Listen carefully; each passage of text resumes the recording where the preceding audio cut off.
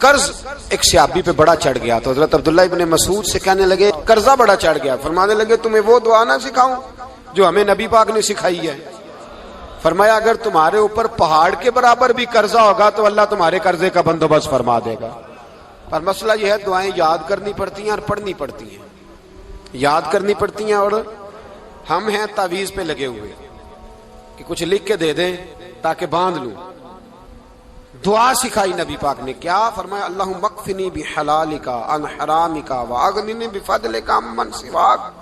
فرمایا یہ دعا مانگا کرو اے اللہ مجھے کفایت کرنے والا رزق عطا فرما اور مجھے حرام سے بچا اور مجھے اپنے فضل کے ساتھ دوسروں سے بے نیاز کر دے. یعنی اس کا سادہ ترجمہ یہ ہے کہ اللہ بندوں کا محتاج نہ کر مجھے اپنا محتاج. فرمایا یہ دعا پڑھو ادائے قرض کے لیے. ادائے قرض کے لیے یہ دعا پڑھو. اللہ تبارک و تعالی پہاڑ کے برابر بھی قرضہ ہوگا تو تمہیں اللہ اس سے نجات عطا کر دے گا. نبی پاک صلی اللہ تعالی علیہ وسلم نے ایک حدیث میں غصے کی دعا بھی بتائی ہے. ویسے میرے خیال میں لوگوں کو غصہ نہیں آتا آج کل. غصہ نہیں آتا. لوگوں میں تکبر آ گیا ہے. اپنے سے چھوٹے پہ غصہ آتا ہے اپنے سے تگڑے پہ کیوں نہیں آتا. جس آدمی نے گلی پہ خیرات مانگنے والے پہ غصہ کیا ہے وہ ایس ایچ او صاحب پہ کیوں نہیں کرتا. غصہ تو غصہ ہے نا سب پہ ہونا چاہیے لیکن بڑا سمجھدار غصہ ہے. غریب آدمی کو دیکھ کے غصہ آتا ہے امیر آتا ہے تو غصہ نکل جاتا ہے. تو میں تو کہتا ہوں لوگوں کو غصہ اگر تجھے غصہ آتا ہے تو مار دیوار کے ساتھ ٹکر تیرے غصے کی سمجھ آئے.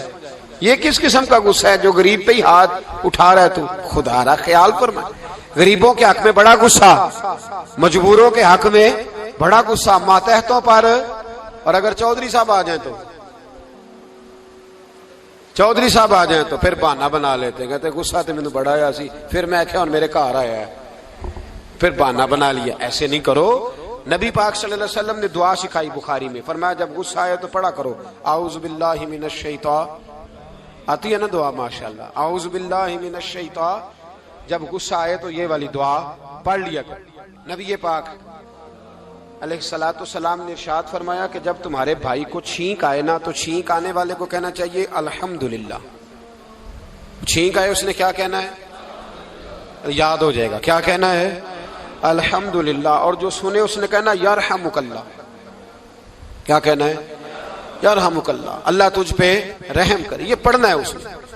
حضرت عبداللہ بن مبارک رحمۃ اللہ تعالی علیہ نا دریا کے کنارے کھڑے تھے.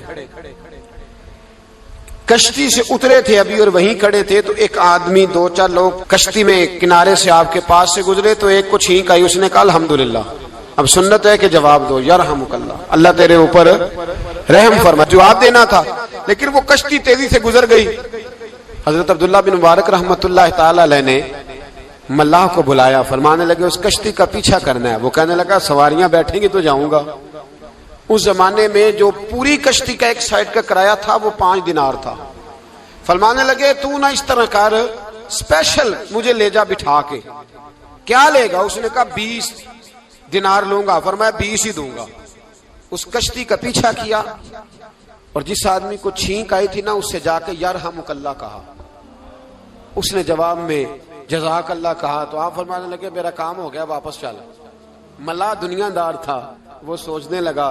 پہلے تو اس نے سوچا میرا کیا ہے 20 دینار تو ان کے گئے ہیں لیکن جب اترنے لگے نا تو 20 دینار دیے یا 20 درہم دیے تو وہ کہنے لگا حضرت جی صرف ایک لفظ کہنے کے لیے آپ نے اتنا پیسہ خرچ کر دیا. فرمایا لفظ کہنے کے لیے نہیں اپنے مصطفیٰ کی سنت ادا کرنے کے لیے اپنے نبی پاک علیہ السلام کی سنت ادا کرنے کے لیے. یرحمک اللہ اللہ تیرے اوپر رحمت کرے. کس طرح کا خوبصورت انداز سکھایا ہے.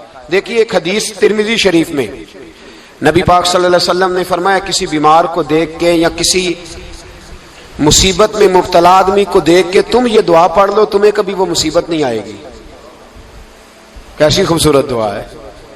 کسی مصیبت زدہ کو بیمار کو دیکھ کے پڑھو تمہیں کبھی وہ مصیبت الحمدللہ الذی عافانی مما ابتلاک بہ وفضلنی علی کثیر ممن خلق تفضیلا.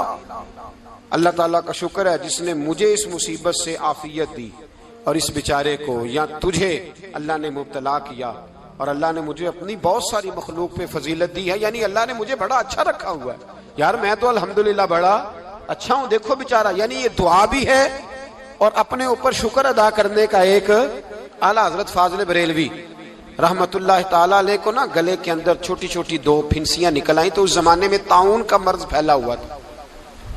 ایک بڑے قابل حکیم کو لایا گیا، انہوں نے چیک کر کے کہا آپ کو تو طاعون ہو گیا ہے۔ فرمانے لگے چل دوڑ جا، مجھے طاعون نہیں۔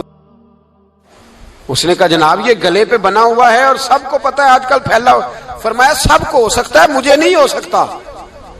کیوں؟ فرمانے لگے ایک بندے کو طاعون ہوا تھا تو میں نے اسے دیکھ کے وہ دعا پڑھ لی تھی جو نبی پاک نے بتائی ہے، لہذا حضور کا فرمان ہے تو مجھے ہر بیماری آ سکتی ہے پر یہ بیماری آ سکتی۔ وہ شخص کہنے لگا جی منہ میں بھی گلٹیاں چلی گئی ہیں، کھول نہیں رہا، کیا ہوگا؟ اعلیٰ حضرت نے کالی مرچ منگوائی، اسے پیس کے زبان کے نیچے رکھا تو ساری بیماری دور ہو گئی۔ فرمانے لگے بلاؤ نا ذرا اس حکیم کو جو کہتا تھا طاعون ہو گیا ہے، وہ تو صحیح ہوتا ہی نہیں اتنی جلدی۔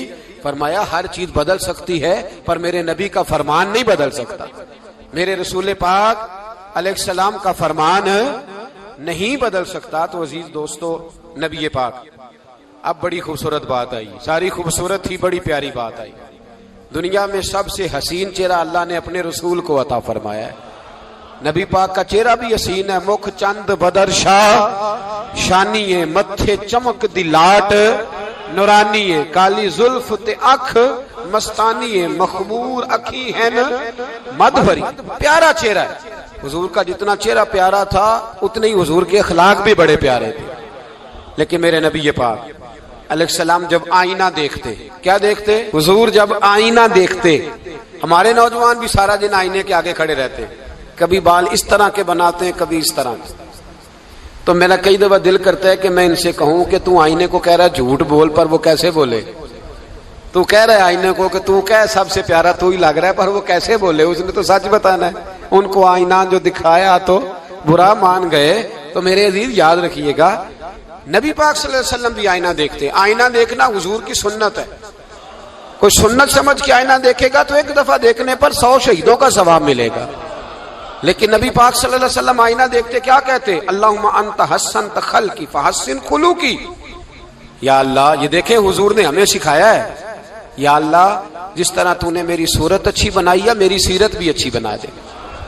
یہ ہمیں سکھانے کے لیے دعا، یا اللہ جس طرح صورت اچھی بنائی ہے، جس طرح تو کہتا ہے نا اس دفعہ اس وقت دیکھ لو کپڑوں پہ کوئی داغ نہیں، تو دعا کیا کر باطن کے بھی اللہ داغ دور فرما دے، یہ والا سارا معاملہ بھی ٹھیک ہو جائے۔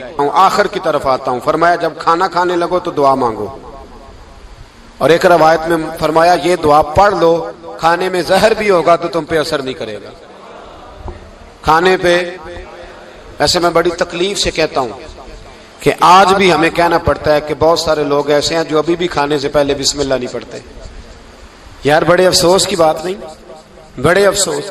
حضور نے دعا سکھائی، میں یہ دعا پڑھو گے تو زہر بھی ہوگا تو اثر نہیں کرے گا۔ بسم اللہ الذی لا یضر مع اسمہ شیء فی الارض ولا فی السماء یا حی یا قیوم، جس کی برکت سے زمین و آسمان میں کوئی چیز بھی نقصان نہیں دیتی، اور اے اللہ اے ہمیشہ زندہ رہنے والے اور قائم رہنے والے۔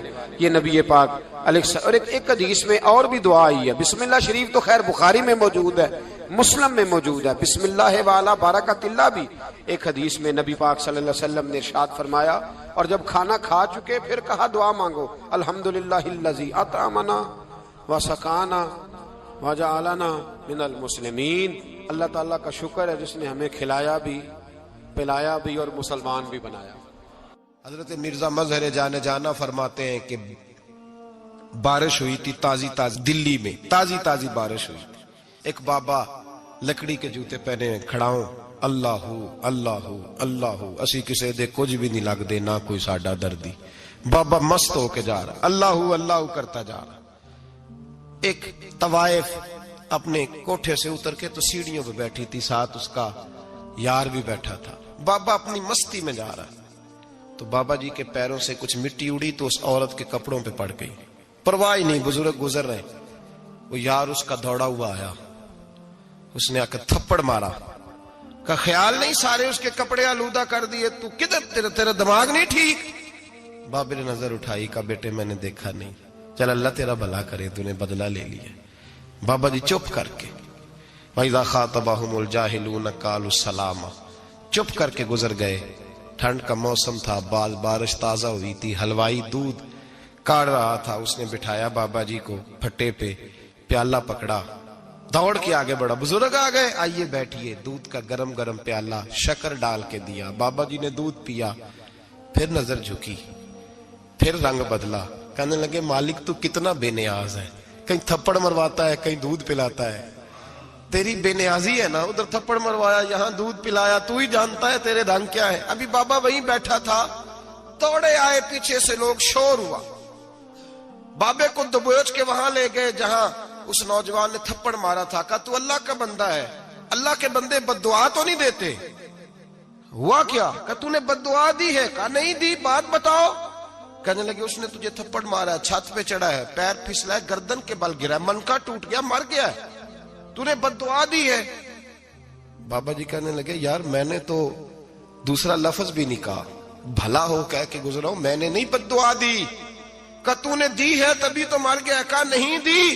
کہا بابا تو بزرگ آدمی ہے، سچ بول۔ تو بابا جی کہنے لگے سچ سنو، پھر میں آ رہا تھا، میرے پیروں سے مٹی اڑی، اس کے یار کے کپڑوں پہ پڑی، اسے برا لگا، اس نے مجھے مارا، جب اس نے مجھے مارا تو میں کوئی لاوارث تو نہیں تھا، جب اس نے مجھے مارا تو میں کوئی لاوارث تو نہیں تھا، مجھے دشمنوں نہ چھیڑو، میرا ہے کوئی جہاں میں ابھی پکار لوں گا، نہیں دور ہے مدینہ، اس نے مجھے مارا تو میں کوئی لاوارث تھا کہ میرا بدلہ کوئی نہ لیتا، اس نے مجھے مارا ہے تو میرے یار کو برا لگا تو اس نے اسے مار دیا ہے، میری تو غلطی کوئی نہیں، یاروں کا جھگڑا ہے، یہ تو دوستوں کا جھگڑا ہے، یہ تو یاروں کا جھگڑا ہے، کوئی غلطی نہیں میری، کوئی غلطی نہیں، خش خش جنہ قدر نہیں میرا، اے میرے صاحب نو وڈیاں، میں تے گلیاں دا روڑا کوڑا، میں گلیاں دا روڑا کوڑا، مینوں محل چڑھایا ہے سائیاں، مینوں محل چڑھایا ہے سائیاں۔